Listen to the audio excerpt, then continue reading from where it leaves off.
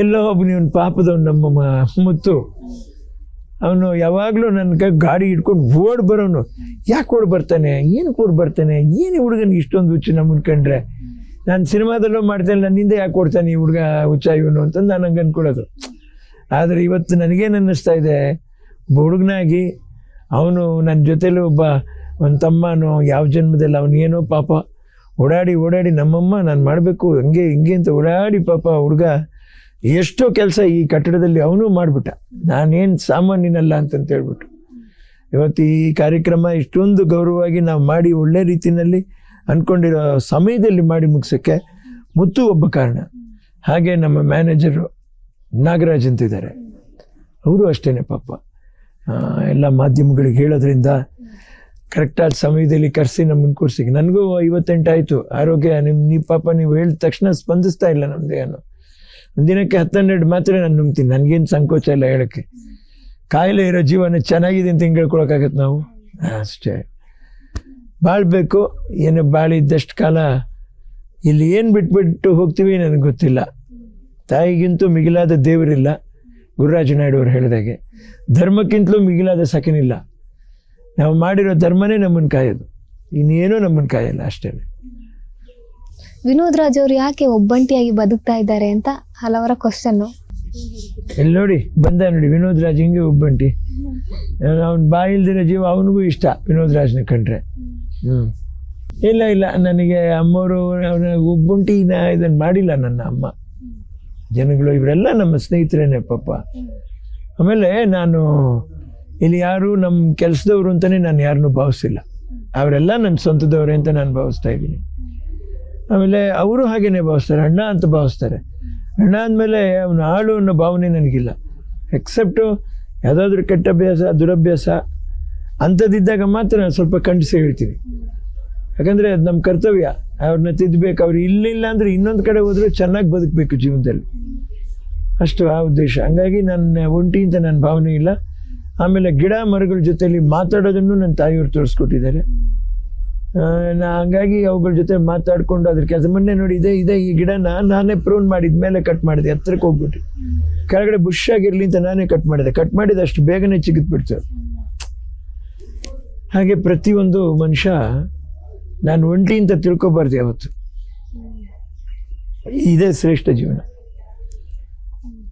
ಪ್ರಕೃತಿ ಜೊತೆಲ್ಲ ಇದ್ದೀನಿ ನಾನು. ಆಮೇಲೆ ಈಗ ಸರ್ಕಾರನ ಎದುರು ನೋಡಿದಿರ ಇದಿಷ್ಟನ್ನು ಮಾಡೋಕ್ಕೆ, ತಮಿಳ್ನಾಡಲ್ಲಿ ಒಂದು ಹಾಸ್ಪಿಟ್ಲ್ ಕಟ್ಟೋಕ್ಕೆ ಈಗ ಇನ್ನೆಷ್ಟು ಸಾಮರ್ಥ್ಯ ಇರಬೇಕು ಯೋಚನೆ ಮಾಡಿ. ಅಷ್ಟು ಸಾಮರ್ಥ್ಯನ ಬರೆಸಿದವ್ರು ಯಾರೋ ಅವರೇ.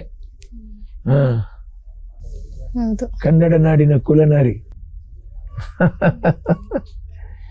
ಕನ್ನಡ ನಾಡಿನ ಕುಲನಾರಿ, ಮಹಾನ್ ಶ್ರೇಷ್ಠ ವ್ಯಕ್ತಿ ನನ್ನ ತಾಯಿಯವರು. ಮಹಾತ್ಯಾಗ ಅಂತ ಸಿನಿಮಾ ಮಾಡಿದ್ರು. ಯಾಕೆ ಮಹಾತ್ಯಾಗ ಅಂತ ಮಾಡಿದ್ರು ನಮಗೆ ಗೊತ್ತಿರಲ್ಲ. ಭಗವಂತನ ಲೀಲೆ ಅದು. ಆ ಹೆಸರು ಇವರಿಗೆ ಸಿಗಬೇಕು ಅನ್ನುವಂಥದ್ದು ಅಷ್ಟೇ. ಅಲ್ಲಿ ಎಲ್ಲೋ ನಾನು ಮತ್ತೇನೋ ಅದನ್ನ ಹೇಳಬೇಕು ಅನ್ಸುತ್ತೆ. ಭಕ್ತ ಕುಂಬಾರದಲ್ಲಿ ಮಗುನ ತೆಗೆದುಬಿಡ್ತಾರೆ ದೊಡ್ಡವರು. ಒಂದು ತಳ್ಳಿಬಿಡ್ತಾರೆ, ಅಯ್ಯೋ ಅಂತಂದು ಹೇಳ್ಬಿಟ್ಟು ತಳ್ಳಿಬಿಡ್ತಾರೆ. ಅಯ್ಯೋ ಅಂತ ಹುಡುಕ್ತಾರೆ, ಮಗು ಇರುತ್ತೆ. ತುಳಿದ್ಬಿಟ್ರಲ್ಲ ಮಗುನ ಅಂತಂತ ಹೇಳ್ತಾರೆ. ಆಮೇಲೆ ಎಲ್ಲ ಪಂಚಾಯತ್ ಮಾಡ್ತಾರೆ. ಆ ಕಾಲಲ್ಲಿ ತೊಳೆದಿದ್ದು ಆ ಕಾಲನ್ನ ಕತ್ತರಿಸು ಅಂತಾರೆ, ಇನ್ನೊಬ್ಬರನ್ನ ಕೈನ ಕತ್ತರಿಸು ಅಂತಾರೆ, ಇನ್ನೊಬ್ಬರು ಕಣ್ಣು ತೆಗಿ ಅಂತಾರೆ. ಹೌದು, ಕತ್ತರಿಸಿ ಅವ್ರ ಕಣ್ಣು ತೆಗಿರಿ, ಅವ್ರನ್ನ ಕೊಂದು ಹಾಕಿ ಅಂತಾರೆ. ಹೋಗಿರೋ ನನ್ನ ಮಗನ ಪ್ರಾಣನ ವಾಪಸ್ ಕೊಡ್ತೀರಾ ಅಂತ ಕೇಳ್ತಾರೆ. ಇದಲ್ವಾ ಸತ್ಯ? ಯಾವ ನ್ಯಾಯನ ದಕ್ಕಿಸ್ಕೊಡೋಕ್ಕಾಗತ್ತೆ ಮನುಷ್ಯ? ಒಂದ್ಸರಿ ಹೋಗಿರೋ ಪ್ರಾಣನ ವಾಪಸ್ ತೊಗೊಂಬರೋಕ್ಕಾಗಲ್ಲ. ಈ ಸನ್ನಿವೇಶಗಳನ್ನೆಲ್ಲ ನಾವು ನೆನೆಸ್ಕೊಂಡಾಗ ಅಮ್ಮವರು ಅಣ್ಣವರೆಲ್ಲ ಅಭಿನಯ ಮಾಡಿದ ದಿನಗಳನ್ನ ಈ ಗಳಿಗೆಗಳು ಕೆಲವು ಹಿರಿಯರು ನೋಡ್ತಾರೆ. ನೋಡಿಬಿಟ್ಟು ಮಕ್ಕಳನ್ನು ಕೂಡ ನೀವು ಹೀಗಿರಬೇಕು ಅಂತ ಹೇಳೋಕ್ಕೆ ಒಂದು ಉದಾಹರಣೆ ಆಗುವಂಥದ್ದು ಹಳೆ ಚಿತ್ರಗಳೇನೆ. ಅದು ಇವತ್ತಿನವರೆಗೂ ಅದು ಸತ್ಯ, ಇನ್ನು ಮುಂದೆನೂ ಸತ್ಯ.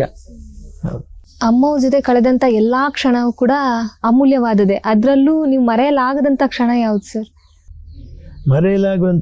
ಮರೆಯಲಾಗದ ಕ್ಷಣ ಯಾವುದು ಅಂದರೆ, ಅಯ್ಯೋ ದೇವ್ರೆ, ಅವ್ರಿಗೆ ಆರೋಗ್ಯ ಸರಿ ಇಲ್ಲ. ಸರಿ, ಎಲ್ಲರೂ ಒಂದು 9 ಗಂಟೆವರೆಗೂ ಪಾಪ ಜೊತೆಲಿರ್ತಾರೆ. ಆಮೇಲೆ ನಾನು ಅಮ್ಮನೇ ಮಲಗಿರ್ತೀವಿ. ಅವರಿಗೆ ನನ್ನ ಎಬ್ಸಕ್ಕೆ ಕಷ್ಟ ಶೌಚಕ್ಕೆ ಹೋಗುವಾಗ. ಹಾಗೂ ಅವರು ವಿನೋ ಅಂತಾರೆ, ತಕ್ಕಂತ ನೆನ್ಬಿಡ್ತೀನಿ. ಏನೋ ಮಾತು ಕೇಳಿದಾಗ ಬಾಪ ಸ್ವಲ್ಪ ಕರ್ಕೊಂಡು ಹೋಗು ಅಂತ ಹೇಳೋರು. ಈ ಕೈಗಳಲ್ಲಿ ಎತ್ಕೊಂಡು ಹೋಗಿದ್ದೀನಿ ನಮ್ಮಮ್ಮನ. ದೇವ್ರ ಕಣಪ್ಪ ಅಂತವ್ರು. ಯಾವ ತಾಯಿನ ಉಳಿಸ್ಕೊಳಕ್ಕಾಗ್ದಿರ ಯಾವ ದೇವ್ರಿ ನಾವು? ಅದನ್ನು ಆಗತ್ತೆ ಮನ್ಸಿಗೆ. ಅವ್ರ ಬಾಯಲ್ಲಿ ನಾವು ದೇವ್ರು ಅಂತ ಹೆಸರು ತಗೋಬೇಕಾದ್ರೆ ಬಹುಶಃ ನಮ್ಮ ಜನ್ಮ ಸಾರ್ಥಕ. ಸಾಕು, ಏನು ಬೇಕಾಗಿಲ್ಲ ಅಷ್ಟೇ. ಏನು ಸಂಪಾದನೆ ಮಾಡ್ಬೇಕು ಹೇಳಿ ನೀವು? ಎಷ್ಟು ಕೋಟಿಗಳು ಸಂಪಾದನೆ ಮಾಡ್ಬೇಕು ಮನುಷ್ಯ? ತಿಳುವಳಿಕೆ ಹೇಳ್ಕೊಟ್ಟವ್ರು, ನೀನು ತಿಂದು 4 ಜನಕ್ಕೆ ಊಟ ಮಾಡ್ಸಪ್ಪ, ಅದು ಬಿಟ್ಟರೆ ಏನೂ ಇಲ್ಲ ಕಣೋ ಈ ಭೂಮಿ ಮೇಲೆ ಅಂತ ಹೇಳೋರು. ಹೇಳ್ರಿ ಏನಿದೆ? ಎಷ್ಟು ಕೋಟ್ಯಾಧೀಶ್ವರನಾದರೂ ಕೂಡ ಆ ಬೆಳಗ್ಗೆ ಮಧ್ಯಾಹ್ನ ರಾತ್ರಿ ಊಟ, ನಾಳೆ ಊಟ ಇವತ್ತು ಮಾಡಲ್ಲ ಅವನು. 1 ತಿಂಗಳು ಊಟ ಒಂದೇ ದಿವಸ ಮಾಡೋಕ್ಕೂ ಆಗಲ್ಲ.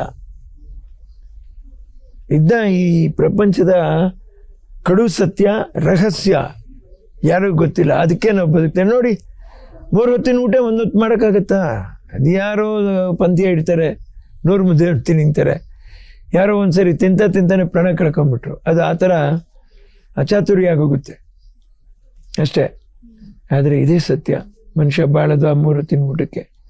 ಬಹುಶಃ ದೇವ್ರ ಶಕ್ತಿ ಕೊಟ್ಟಾಗ ನಾವು ಅದನ್ನು ಸರಿಯಾಗಿ ನಡೆಸ್ಕೊಂಡೋದ್ರೆ ಅದೆಷ್ಟೋ ಸಾಕು ಅಂತ ನನ್ನ ಮನಸ್ಸಿಗೆ ಅನ್ನಿಸ್ತದೆ. ಎಷ್ಟೋ ಸರಿ ನಾನು ಪುಣ್ಯಕ್ಷೇತ್ರಗಳಿಗೆ ಹೋದಾಗ ಅವ್ರು ನೀಡುವಂಥ ಪ್ರಸಾದನ ತಿಂದು ಆ ಸುಸ್ತಾಗಿ ಬಂದಿರುವಾಗ ಅದು ಎಷ್ಟೋ ನಮಗೆ ಶ್ರೇಷ್ಠ ಅನ್ನಿಸ್ತದೆ. ಅಂಥ ಅಮ್ಮ ಎಲ್ಲರಿಗೂ ಸಿಗೋಕ್ಕೆ ಸಾಧ್ಯ ಇಲ್ಲ. ಇನ್ನೊಬ್ರಿಗೆ ಊಟ ಮಾಡಿಸಿ ನೀನು ಊಟ ಮಾಡು ಅಂತ ಹೇಳೋ ತಾಯಿನೇ ಕಷ್ಟ ಈ ಭೂಮಿ ಮೇಲೆ, ತುಂಬ ಕಷ್ಟ.